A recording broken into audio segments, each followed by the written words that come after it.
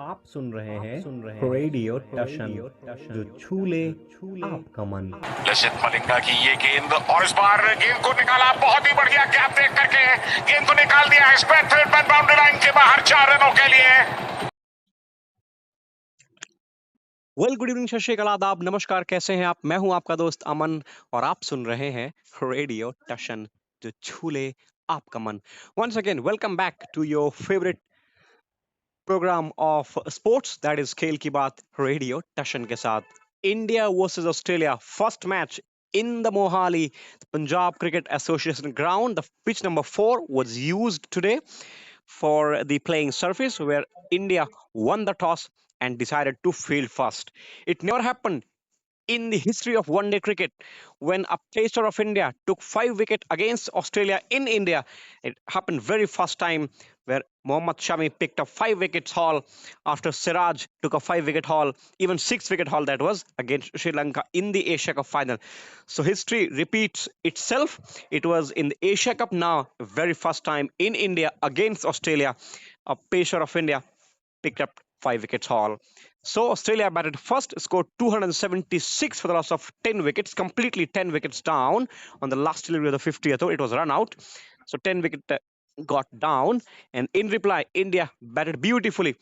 Yes, it was a bit nervy at one stage when they lost 2-3 quick wickets, but then a good partnership between Surya Kumar Yadav, KL Rahul, both of them got their 50s. Surya Kumar Yadav played a fantastic knock of 50 in pressure. He was under pressure. A question mark was there how he is going to survive, but he survived beautifully after playing a 50 runs knock. Third 50 after a very long time, and 14th for KL Rahul. He was standing captain for the first match. He will be for a second match as well. And in the third match, Rohit Sharma will come back as a captain to take part in the series. Now, let's talk about how the match went. It's a summary for you all, where India defeated Australia beautifully in the first match of the IDFC First Bank ODI series. Second match will be played on Sunday at same time. 1:30 will be the time when the match will commence, and you people can simply watch or listen on Geo Cinema as well as on Sports 18 and Color Cineplex Super Hit. So that is all we have from summary and all those things. Now let's start the discussion with the two of my co-experts, Mr. Samrat ji from Hamirpur, Uttar Pradesh, and Mr. Ram Kishan ji from Lucknow, Uttar Pradesh, the capital of UP. Welcome back, both of you gentlemen, on the show. धन्यवाद, नमस्कार आपको भी और श्रोताओं को नमस्कार सभी दर्शकों को बहुत बहुत धन्यवाद। भारत ऑस्ट्रेलिया के बीच जब भी मैचेस होते हैं हम एक इंटेंस मुकाबले की उम्मीद करते हैं, लेकिन आज शायद भारत कुछ देर के लिए ही सही लेकिन नर्वस था जरूर। वो तो भला हो केएल राहुल और सूर्य कुमार यादव की एक संयमित पारी का। उससे पहले जो हुआ वो मैंने आपको बताया नहीं, कुछ छोड़ दिया। मैंने कहा एक्सपर्ट लोगों से भी कुछ पूछ लेंगे, अगर हम भी बता देंगे सब तो फिर एक्सपर्ट का मजा खराब हो जाएगा। But not to forget a good partnership on the top of 142 runs between Shubman Gill and Rituraj Gaikwad. These are the two openers. Unfortunate run out for Shreyas Iyer. Ishant Kishan got a very soft dismissal. He was expecting just ball will go out of the boundary, but didn't happen. He was just trying to play a single run shot and is caught very, very dramatically. Opening partnership 142 run की मिल जाने के बाद लगातार भारत ने जल्दी जल्दी wicket खो दिए। एक समय ऐसा आया तो दबाव में भारत था, और ऑस्ट्रेलिया के साथ अक्सर ऐसा होता है। ऑस्ट्रेलिया जल्दी से मैच में हार नहीं मानता है। आज के मैच को भी ऑस्ट्रेलिया 49वें ओवर तक खींच कर ले गया। यहाँ भारत को विजय जरूर मिली है। लेकिन आप दोनों में से सबसे पहले समरथ जी, आपको लगा ओपनिंग पार्टनरशिप के बाद भारतीय बैट्समैन कुछ ज्यादा रिलेक्टेंट थे, बस चीजों को बहुत ढीला ले लिया था कि ठीक है अब तो इतनी रन की पार्टनरशिप हो गई, जीत जाएंगे मैच? नहीं, देखिए, ढीला ले लिया वाली बात नहीं है। बात क्या है कि अपना जो मिडिल ऑर्डर है, आई थिंक वो बहुत कम सक्सेस होता है। उसके ओपनिंग जोड़ी आउट होने के बाद फिर शायद अगर 150 रन की पार्टनरशिप हो जाए, फिर 130 रन चाहिए हो, तो अगर अनुमान के हिसाब से आप देखें तो 130, अगर 142 पर एक है तो 130 अगर चाहिए तो वहां से भी 9 विकेट गिर सकते हैं। मे भी क्रिकेट में कुछ भी हो सकता है। बट क्या है कि इंडियन टीम ने थोड़ा सा जब 142 रनों का पार्टनरशिप हुआ तो वहां से थोड़ा सा ये लगा कि अब हमें 135 रन, अगर मैं सही हूँ 134-35 रन चाहिए जो कि हम बना सकते हैं। बट अनफॉर्चुनेट कि शायद थोड़ी सी प्रेशर में आई भारतीय बैटिंग। एक बात थी कि मैंने शो में कहना चाह रहा था कल, अनफॉर्चुनेट कि मैं नहीं अवेलेबल था, कि इंडिया वालों को ये बता देना चाहिए कि हम मेहमानों का सामना करेंगे क्योंकि हम 4 दिन पहले एशिया जीते हैं। और उसके अलावा क्या है कि जो अपना मिडल ओवर कॉन्फिडेंस थोड़ा सा हो जाता है जो कि नहीं होना चाहिए, तो ये मानते हैं कि ये थोड़ा सा एक ओवर कॉन्फिडेंस था कि हम जीत सकते हैं, जीते भी बट जी। अ, रामकिशन जी, आपकी राय उसी सवाल पर। देखिए ऐसा है, मैं अपनी बात रखूं तो जो 143 से पहला विकेट गिरा और उसके बाद 2 विकेट जल्दी जल्दी हुए, 151 पे 3 हो गए आई थिंक। तो दरअसल बात ये नहीं थी कि भारत ने विकेट कैसे गंवाए, क्या हुआ। जो मेरे को एक फैक्टर लगा वो ये लगा कि भारत लगातार निरंतर तौर से तेज खेलने का प्रयास कर रहा था, यानी जो रन रेट था वो 6-7 के हेर फेर में रखना चाह रहा था ताकि बाद में प्रेशर ना आए। और उसी प्रेशर में विकेट खोई क्योंकि भारत नहीं चाह रहा था कि कोई ऐसी गेंद हो जो डॉट गेंद हो, इसलिए निरंतर सिंगल डबल से गेंद चलाना चाह रहा था। और उस सिंगल के प्रयास में हमने लगभग 2 विकेट खोए। एक तो खोया हमने अय्यर का रन आउट, और दूसरा ईशान किशन भी सिंगल निकालने के प्रयास में आउट हुए, जैसा कि आपने बताया है। तो मुझे लगता है इंडिया ने खराब क्रिकेट कम से कम बल्लेबाजी में नहीं खेली, लेकिन हाँ फील्डिंग में दोनों ने निराश किया, सबको निराश किया। दोनों टीमों ने बहुत सारे कैचेस छोड़े जिसका खामियाजा ऑस्ट्रेलिया को ज्यादा भुगतना पड़ा, ये अलग बात है, लेकिन इस पे ध्यान देने की आवश्यकता है। बाकी सभी चेक बॉक्सों को भारत ने टिक किया है, इसमें कोई शक शुबा की कोई बात ही नहीं है जी। हाँ, 1996 के बाद मोहाली में भारत को पहली जीत मिली है। आपको शायद पता होगा 4 मैचेस से पहले जो खेले गए उसमें भारत को हार का मुंह देखना पड़ा था और आज ऐसा अवसर आया जब भारत ने उस रिकॉर्ड को बदल दिया। और यही बात चल रही थी कि मोहाली ऑस्ट्रेलिया का फेवरेट ग्राउंड रहा है और ऑस्ट्रेलिया हमेशा से जीतता आया है, लेकिन आज भारत ने उस कहावत को भी अपने पाले में रख लिया और अब ये हम कह सकते हैं कि भारत के पास भी एक जीत है मोहाली में। खैर, देखिए मोहाली केवल भारत मतलब मोहाली लगभग विदेशियों का ग्राउंड रहा है यार, क्योंकि वहाँ सबसे पहले शतक जो है युवाओं की अगर बात करूं तो नेशन स्टेल ने लगाया, किसी भारतीय ने नहीं, एक न्यूजीलैंड क्रिकेटर ने। तो आज जो रिकॉर्ड बदला है, आज हमें जीत मिली है, तो वी आर हैप्पी कि इसी तरह। जी सही हाँ, सही बात। एक और चीज मैं ऐड करना चाहता हूँ। मुझे वो मैच भी याद आता है मोहाली का, जब कौन सा? पाकिस्तान के चौथे दिन टेस्ट मैच में 5 विकेट गिर गए थे और उस दिन अब्दुल रज्जाक ने, कामरान अकमल ने क्या वो बैटिंग की थी, लाजवाब 10 पे 3 आउट थे, 10 पे 3। मैच को बचा लिया था अब्दुल रज्जाक और कामरान अकमल ने। बहुत गजब का मैच था वो। जी चलिए आगे। तो मोहाली में जो माहौल है वो हमेशा से विदेशियों के पाले में जाता रहा है, लेकिन आज माहौल भारत के साथ था और भारत ने जो है उस मैच को जीतकर रिकॉर्ड को पलट दिया। खैर, सूर्य कुमार यादव को लेकर बड़ी बात हुई, बड़ी चर्चा हुई। आज एक अलग सूर्य कुमार यादव नजर आए, उन्होंने स्वीप शॉट खेला नहीं। आपने देखा होगा, अगर बैटिंग आपने ध्यान से सुनी हो कमेंट्री या फिर जो दर्शक देख सकते हैं, वो देखने वाले हैं, उन्होंने देखा होगा आज वो स्ट्रेट ड्राइव खेल रहे थे और बड़े अच्छे स्ट्रेट ड्राइव, बीच में कुछ पुल शॉट, एक वो जो जबरदस्त छक्का उन्होंने लगाया जिसके लिए जाने जाते हैं आखिरी में जाते जाते। तो कहीं ना कहीं सूर्य कुमार यादव को ये शायद लग गया है कि अब अगर मैं परफॉर्म नहीं करूंगा तो शायद मेरे लिए मुश्किल होगा। और वैसे भी जहां तक मेरी अपनी समझ है, विश्व कप में सूर्य कुमार यादव को शायद प्लेइंग 11 में जगह ना मिले। अगर आप देना चाहेंगे तो किसको हटाएंगे, बड़ी बात ये। खैर, पहले इसी पर आऊंगा। क्या लगा सूर्य कुमार की बैटिंग देखकर, इंप्रेस हैं आप रामकिशन जी? हाँ, निश्चित तौर से खिलाड़ी बहुत गजब के हैं।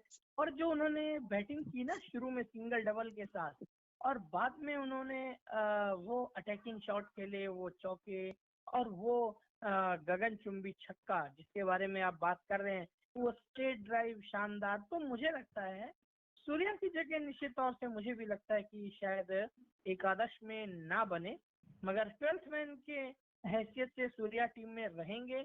इसके दो कारण हैं।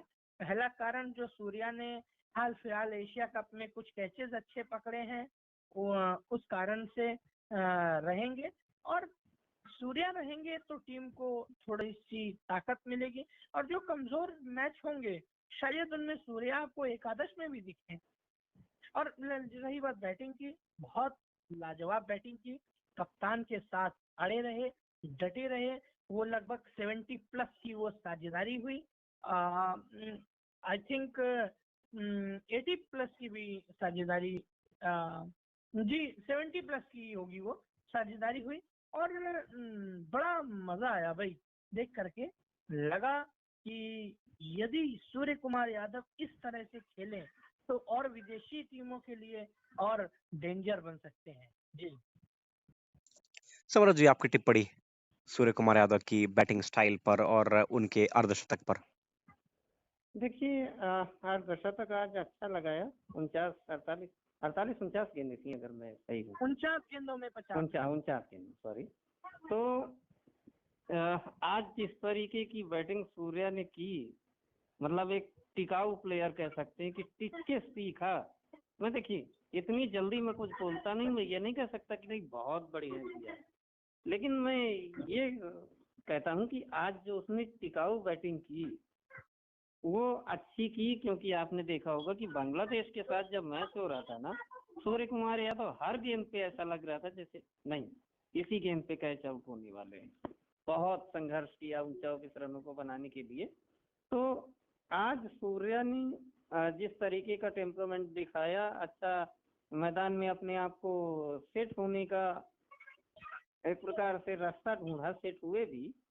तो इसी तरह उनको जब 2-3 मैचों में ऐसा वो कर पाएंगे, तब हम आप एक एज एक्सपर्ट तब अच्छा फीडबैक दे सकते हैं कि नहीं बहुत अच्छा किया।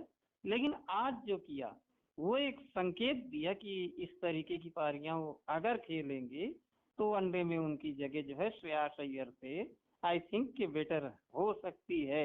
मैं ये नहीं कह रहा हूँ कि है, क्योंकि पहला ही मैच, एक मैच में किसी को अच्छा बुरा कह देना तो जल्दबाजी है ना। तो अभी इंदौर और राजकोट भी इंतजार कर रहे हैं, वहां भी इसी तरह खेलना होगा तब जाके सूर्या। लेकिन हाँ, आज की डेट में अगर पूछें तो आज जो उसने किया, टिक कर खेला, वो बहुत अच्छा किया। लेकिन बहुत अच्छा करेंगे या बहुत अच्छा आज कर दिया, ये कहना थोड़ा सा जल्दबाजी होगा। लंबी रेस के घोड़े हैं या नहीं, इसको तय करने में कुछ वक्त लगेगा। उसके बाद हम और आप इस नतीजे पर पहुंच सकते हैं। बहरहाल, भारतीय ओपनिंग पार्टनर्स की अगर हम बात करें, पिछले कुछ महीनों में शुभमन गिल बहुत ही खूबसूरत बहुत फॉर्म में गजब। नजर आए हैं। 2023 में 1000 रन से ऊपर रन भी बना लिए उन्होंने, और शतक भी 2023 में खूब सारे लगाए उन्होंने। और अभी और राहुल की बात भी मैं करूंगा, लेकिन शुभमन गिल पर अभी हूं मैं। तो Shubman Gill, don't you think कि वो भारत के विश्व कप में ओपनिंग के सबसे प्रबल दावेदारों में से एक है, या आपको लगता है रोहित शर्मा के साथ वही नजर आएंगे? रामकिशन जी। हाँ, निश्चित तौर से शुभमन गिल पारी की शुरुआत करेंगे रोहित शर्मा के साथ। अच्छी हालिया, अच्छी फॉर्म में वो हैं, और इसके संकेत उन्होंने समय समय पे दिए हैं। और बांग्लादेश से जो मैच हारी एशिया कप में भारत, उसमें भी संभवतः उनका लाजवाब प्रदर्शन रहा। बहुत और अच्छा था। तमाम श्रृंखलाएं देख ली जाए, और ये 2023 उनके लिए एक किसी सपने से कम नहीं जा रहा, एक गोल्डन गोल्डन ड्रीम है ये उनका। तो निश्चित तौर से मुझे लगता है उनके आसपास भी उनकी स्पर्धा में कोई नहीं है। हाँ, जब रोहित शर्मा नहीं होंगे उसके बाद हम ईशान किशन पे विचार कर सकते हैं। जी। शुभमन गिल पर आपकी राय, सम्राट जी? नहीं, बहुत अच्छे, काफी सफल ओपनर हैं। और इस साल जो 2023 उनका आधा गया, तो 3 महीने अभी बाकी भी हैं। तो 9-10 महीने जिस तरीके के गए शुभमन के, बहुत ये कह लें कि बहुत ही बेहतर गए। और ओपनर का देखिए, भारत को एक बहुत अच्छा ओपनर, सूर्या में तो कहने में अभी टाइम लगेगा, लेकिन शुभमन के बारे में कह सकते हैं कि अच्छा ओपनर मिल गया। और रोहित के साथ में जो जोड़ी है वो बहुत अच्छी जोड़ी है। और जैसा कि मैं रामकिशन जी से सहमत हूँ कि रोहित के बाद अगर कोई है ओपनर शुभमन के साथ में, तो ईशान किशन बेटर दिखेंगे। तो 8-9 महीने जिस तरीके के गुजरे, दोहरा शतक भी आया, शतक भी आए, और गुजरात की तरफ से भी एक शतक लगाया। अगर मेरी गणित ठीक है तो मुंबई इंडियंस के साथ में उम्मीदों से भरा हुआ मैच था कि मुंबई होगा कि नहीं होगा, तो वहाँ बहुत अच्छा उन्होंने खेला। तो जो तो 8-9 महीने 10 महीने शुभमन के जो भी हैं, बहुत अच्छे, well done Shubman. Absolutely, he is playing a knock of his life the way he started in 2023. Shubman Gill, the man of the match as well of today's game. Shami picked up 5 wickets haul, as I earlier told you. So Indian bowlers are also in command. Ashwin bowled well, 10 overs, no maiden, 47 runs on a wicket. Jadeja also bowled well in tandem. Even Bumrah bowled well. Everybody bowled well, but in the end, Australia managed to score 276. I think Australia will be a bit disappointed. वो शायद और run बना सकते थे। Steve Smith और Labuschagne जब खेल रहे थे, स्थिति बड़ी नाजुक मोड़ पर थी उससे पहले। उसके बाद वो आए, एक अच्छी पार्टनरशिप हुई, और फिर शामी की 2 बेहतरीन गेंदें, और पूरा मैच पलट कर रख दिया उन 2 गेंदों ने। उसके बाद आखिर में क्या हुआ आप सब जानते हैं, ऑस्ट्रेलिया ऑल आउट हुई। आपको नहीं लगता रामकृष्ण जी कि शायद ऑस्ट्रेलिया कुछ डिसअपॉइंटेड होगी अपने परफॉर्मेंस से? जैसा वो कर रहे थे उसके बाद जो डेविड वार्नर करके गए उनके लिए, वो शायद उसका सही यूटिलाइजेशन कर नहीं पाए, एक एक इमारत खड़ी नहीं कर पाए, नींव अच्छी डली थी। जी हाँ, जब वो भी ये देखते पहले हुए जब जी हाँ मोहाली हाई स्कोर का ग्राउंड, हाई स्कोरिंग ग्राउंड रहा है। जी हाँ, जब पहले ओवर में विकेट गिरा मिचेल मार्श का, स्लिप में कैच हुए मोहम्मद शामी की एक आउट स्विंगर पे, तो सचमुच बड़ा ऑस्ट्रेलिया को हास्यास्पद लगा होगा, एक शॉक लगा होगा। उसके बाद एक रिकवरी हुई स्मिथ और वार्नर के बीच। तो मुझे लगता है वार्नर ने काफी तेज बैटिंग की, और जब वो आउट हुए तो उसके बाद स्मिथ भी जल्दी आउट हुए। फिर एक साझेदारी बनी मार्नस लगुशेन के बीच और कैमरन ग्रीन के बीच संभवतः। वहां पे मुझे लगता है कुछ चीजें उनके कंट्रोल में नहीं रही, और मिडिल ओवर में भारत के जो स्पिनर्स थे उन्होंने चढ़ के बॉलिंग की, इसमें कोई दो राय नहीं है। यदि बीच के 10 ओवरों की बात मैं करूं तो संभवतः 20 से 30 ओवर या 30 से 40 के, मुझे याद नहीं है, उन 10 ओवरों में 2 विकेट खोए ऑस्ट्रेलिया ने और 36 रन बनाए, जो कि काफी स्पिनरों के सामने काफी लाचार नजर आई उनकी बल्लेबाजी। हाँ, बाकी एक और मेरा सजेशन भी मतलब होगा, यदि ऑस्ट्रेलिया कैमरन ग्रीन से ओपन कराए और वहीं मिचेल मार्श को नीचे बैटिंग कराए, मुझे लगता है ऑस्ट्रेलिया के लिए बेनिफिशियरी ज्यादा होगा। हालांकि उनके थिंक टैंक के हिसाब से उनको मिचेल मार्श ज्यादा ऊपर सही नजर आते हैं, लेकिन मुझे लगता है कि कैमरन ग्रीन के पास डिफेंस अच्छा है। ये चीज है। और एक चीज और कहना चाहूंगा, वो आपके क्वेश्चन से हटके है बेशक, कि मोहम्मद शामी और सिराज, शामी ने भी ताल ठोक दी है कि मुझे लोग पीछे समझ रहे थे, मुझे लोग कम करके आंक रहे थे, लेकिन ऐसा नहीं है। यदि सिराज से स्ट्राइक कराई जा सकती है तो मेरे को भी यदि बॉलिंग की जिम्मेदारी दी जाए और मेरे इर्द गिर्द गेंदबाजी घूमे, तो मुझे लगता है मैं भी परफॉर्म कर सकता हूँ। और सिराज ने 6 लिए थे, तो शामी ने 6 तो नहीं लिए, मगर 5 विकेट भी किसी बहुत बड़े अवार्ड से कम नहीं है। एक शतक से कहीं भी कम नहीं है 5 विकेट। मोहम्मद शामी को भी क्रेडिट देना पड़ेगा। जो क्रेडिट हम गिल को दे रहे हैं, क्रेडिट हम अ, बल्लेबाजों को दे रहे हैं, लेकिन फुली क्रेडिट ये 300 वाला विकेट था। फुली क्रेडिट मोहम्मद शामी को। विकेट कौन से लिए ये भी आप लोग को समझना होगा। उन्होंने विकेट लिया मिचेल मार्च का, उन्होंने आउट किया मार्कस स्टोनिस को, उन्होंने आउट किया स्टीव स्मिथ को। तो कुछ ये बड़े विकेट लिए हैं। बाकी यही सब है जी। हाँ, शायद वार्नर का विकेट भी शमी के नाम ही गया है, वो निप करती हुई गेंद थी। शमी शमी हाँ, तो हो हाँ। सकता है कि स्मिथ की जगह वार्नर का विकेट हो। हम्म नहीं हम्म, शमी, वार्नर को शमी जी। हाँ, मैं शमी पर आता। चलिए खैर, अब आपने शमी पर जवाब दे दिया, तो समर जी आपकी टिप्पणी। Shami, the way he bowled today, the way he mixed his pace, slowed down and then again he went for fast bowling। तो वो इतनी खतरनाक गर्मी में ह्यूमिडिटी लेवल देखिए आप, वहां का कितना जबरदस्त गर्मी वहां पे पड़ रही थी, सब पसीने से तरबतर हो रहे थे, उसके बाद जबरदस्त बॉलिंग। हाँ बिल्कुल, बहुत जबरदस्त बॉलिंग।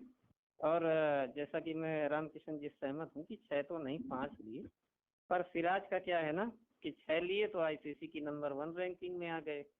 और अब शमी का देखते हैं क्या होता है। बट बहुत अच्छी बॉलिंग है आज की डेट में शमी ने जिस तरह से बॉलिंग की। और बुमराह, शमी, सिराज, ये जो आपके पास तेज गेंदबाज हैं, अगर जिस तरीके का प्रदर्शन कर रहे हैं, कोई एक ना एक देखिए तीनों में अच्छा प्रदर्शन कर देता है। और बड़ी खुशी के साथ ये कहना पड़ रहा है, बड़ी खुशी हो रही है ये कहने में कि 3 में से कोई पूरे, ऐसा नहीं कि पूरे तीनों फ्लॉप हो जाते हैं, 3 में से कोई ना कोई कुछ महीनों से अच्छा कर रहा है, बहुत अच्छा क्रिकेट कर रहा है। और गेंदबाजी अच्छी है भारत की। आज जो शमी ने जिस तरीके की गर्मी थी मोहाली में, और हवा चल रही थी, ऐसा थोड़ा सा लगा था कि काले बादल आए हैं तो शायद वो कुछ बारिश नाम का उपहार अपने साथ लाए होंगे। बट वो थोड़ा सा बस हवा ही लाए थे, ये क्रिकेट के लिए खुशखबरी है। बट आज शमी ने जिस तरह से बॉलिंग की है, शमी को चांसेस देते रहना चाहिए। ऐसा नहीं है, हो सकता है सिराज आ जाएगा, तीसरे मैच में सिराज आ जाए तो शायद आप शमी को हटा दें। तो ये नहीं आपको करना है। कुल मिला के सिराज की सिराज को 3 मैचों में न खिला करके शमी को ही खिलाएं। और शमी भी एक बहुत अच्छे गेंदबाज हैं। आज जो उन्होंने गेंदबाजी की, आगे भविष्य में ऐसी उम्मीद है कि वो बहुत अच्छा करेंगे। One thing which I would like to correct, that the man of the match award is given to Mohammad Shami, as we were predicting offline, off air। समरथ जी, मैं ऑफलाइन जब, होना चाहिए था, हाँ, होना मैं चाहिए आपसे था। यही कह मेरे रहा था हिसाब से कि बहुत खुशी है, मैं यही कह रहा था क्योंकि अगर कोई गेंदबाज इतना अच्छा करता है फिर वो मैन ऑफ द मैच नहीं पाता, तो एक एक्सपर्ट के हिसाब से मुझे बहुत दुख होता है। हाँ, अगर नहीं आज नहीं, शुभमन गिल बिल्कुल। को मैन ऑफ द मैच होता तो ऐसा नहीं, मैं ये नहीं कह रहा हूँ कि मुझे खुशी नहीं होती, बट अगर शमी है, बहुत खुश हूँ। हाँ, मैं खुद भी बहुत खुश हूँ, इसलिए मैंने कहा एक करेक्शन कर दूं। मुझे लगा कि अक्सर अच्छा, हम लोग बात कर रहे थे तो हमने उसमें शायद गलत सुन लिया होगा कि मोहम्मद शमी की जगह शुभमन गिल को मैन ऑफ द मैच दिया जा रहा है। फिर मैंने कहा जरा एक बार देखता हूँ स्टेटस खोल के, तो स्टेटस में ये है, फिलहाल player of the match Mohammed Shami को दिया गया है, और मैं नहीं बहुत नहीं, खुश हूँ। बहुत अच्छा है, बहुत अच्छा है। रामकिशन जी, आपको लगता है शामी डिजर्व करते थे मैन ऑफ द मैच, क्योंकि बॉलिंग। जी हाँ, निश्चित तौर से, क्योंकि आज किसी ने 70-75 रन से ज्यादा नहीं बनाए होंगे। और 20 रन का एक विकेट होता है, यदि उसको हम मापे तो एक शतक के बराबर है। ये 5 विकेट हॉल फाइफर लिया है उन्होंने, ये दूसरा फाइफर है उनका। और यदि मैं बात करूं, इस मैच में काफी कुछ घटा है, जैसे मोहम्मद शमी का ये दूसरा फाइफर है। और थोड़ा सा मैं आगे बढ़ूं तो आज सूर्य कुमार का जो अर्धशतक जो लगा है, वो 19 मैचों के बाद और 1 साल के बाद ये अर्धशतक आया है उनके बैट से। तो बाकी मोहम्मद शमी को मैन ऑफ द मैच देना बिल्कुल अच्छा है, क्योंकि एक हाई स्कोरिंग वेन्यू पे उन्होंने फाइफर लिया है, तो उनको इसका पारितोषिक अवश्य मिलना चाहिए जी। अच्छा, मतलब ये पैट कमिंस ये कहते हैं कि जी देखो मेरा तो भाई सेकंड होम इंडिया है, तो ये अच्छा लगता है अगर आपके देश के बारे में कोई इस तरह की राय रखता हो, उसे अपना दूसरा देश कह देता हो या घर कह देता हो, देश तो नहीं बल्कि घर, माफ करिएगा, और घर भी देश से कोई छोटा नहीं होता है। तो अब अगर कोई प्लेयर ऐसा कहता तो बड़ा मजा आता है, अच्छा आता है, गर्व महसूस होता है कि चलो। तो ये एक बात जो पैट कमिंस ने कही थी टॉस पे भी, और अभी भी उन्होंने यही कहा कि मैं वापस आया, मुझे बड़ा अच्छा लगा। और राहुल द्रविड़ भी बड़े खुश नजर आ रहे हैं, उन्होंने भी एक छोटा सा बयान दिया कि आई एम वेरी हैप्पी। अगर ऐसा ये स्टेटस है आपकी टीम का कि आपके पास कई ऐसे प्लेयर्स हैं जो किसी की इंजरी के बाद भी आपके पास प्लेयर का शॉर्टेज नहीं रहेगा, जो परफॉर्मेंस अच्छा कर रहे हैं, उनकी बात मैं कर रहा हूँ केवल। तो वो भी बड़े खुश हैं। केएल राहुल कह रहे हैं बड़ा स्वर्ग सा महसूस हुआ भारत में आकर, जैसा श्रीलंका में माहौल बना हुआ था, बरसात बरसात बरसात, भारत में मैच हो गया तो उन्हें अच्छा लगा। उनसे पूछा गया कि भाई आपको कप्तानी बीच में दिया था, अच्छा लगता है? बोले हाँ हाँ, मैं तो यूज टू हूँ, अक्सर करता रहता हूँ, तो कोई बहुत बड़ी बात नहीं मेरे लिए, मैं बहुत खुश हूँ इस चीज से कि मैं अपने आप को जल्दी से इन्वॉल्व करता हूँ और सिचुएशन के हिसाब से ढाल लेता हूँ। तो ये केएल राहुल का बयान था। अ, एशियाई खेलों पर आऊं उससे पहले, अभी मैंने सुना पाकिस्तान के साथ एक श्रृंखला चल रही है। रामकृष्ण जी, आप पाकिस्तान की भी टीम अभी शायद आई है, आज ही उन्होंने ऐलान किया नसीम शाह को नसीम बाहर शाह कर दिया। नहीं है उसमें। हाँ, ये बड़ा अजीबोगरीब फैसला मुझे लगा, जबकि नसीम उनकी शाह। जगह हसन अली है। हाँ देखिए, हसन अली है नसीम की जगह। जी हाँ, बट देखिए। हाँ जी जी जी, बोलिए बोलिए। नसीम की जगह हसन अली हैं, पर वो पेस नहीं है हसन में। जी हाँ, हसन अली बहुत अच्छे हैं, मैं ये नहीं कह रहा हूँ, बैट्समैन भी बहुत अच्छे हैं, बट वो पेस नहीं है। अब मैं अपनी बात रखूंगा।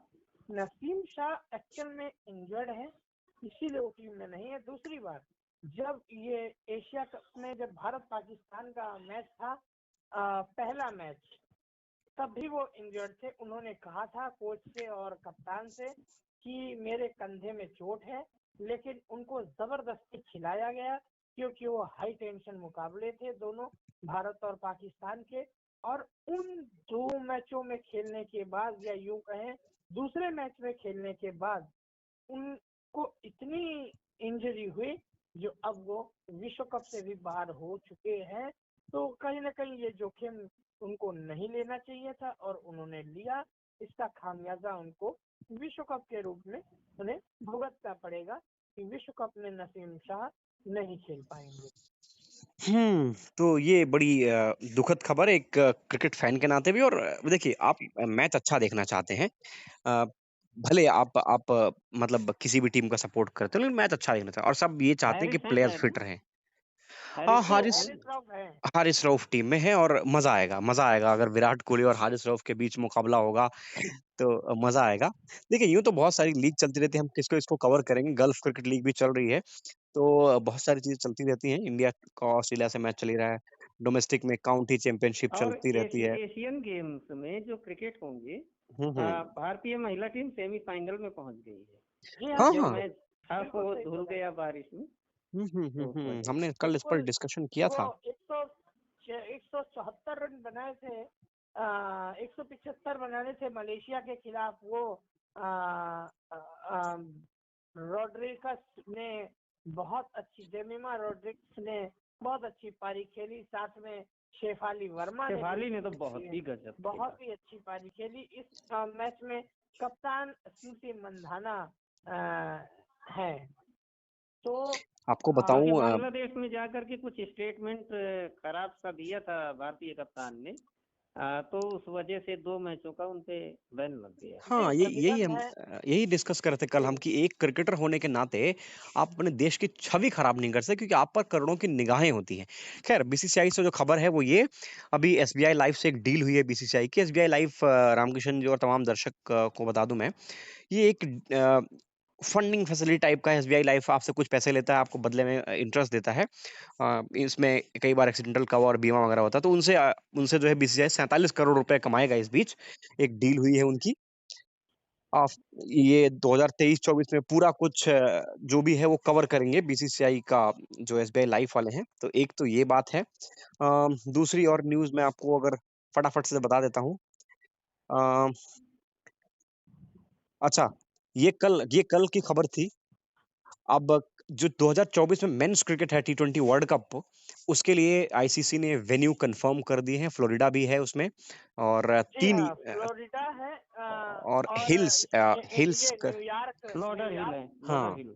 बिल्कुल, जी हाँ लॉर्डर हिल और न्यूयॉर्क ये जगह हैं, यहाँ पे T20 के वर्ल्ड कप होंगे जी और लॉटर हिल फ्लोरिडा ये एक हम्म, ही चीज है वही और है ना, हाँ फ्लोरिडा की जी हाँ, लॉर्डर और हिल स्टेडियम एक है। क्राउड और उन्होंने कंफर्म किया है, अभी वो मेरे दिमाग से उतर गया, कोई बहुत हल्का नाम है, सिंगल डिजिट नाम है वो, और न्यूयॉर्क में मैच होंगे, साथ में वेस्ट इंडीज में होंगे। बिल्कुल तो उधर ये अंडर सारी 19 वर्ल्ड कप की जो मेजबानी है वो एक बार फिर श्रीलंका को 2006 के बाद गई है।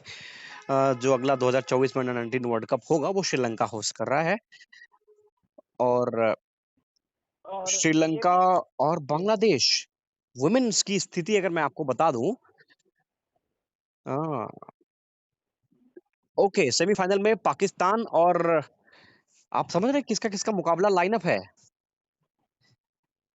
मैं बताता हूँ आपको, होल्ड करिएगा।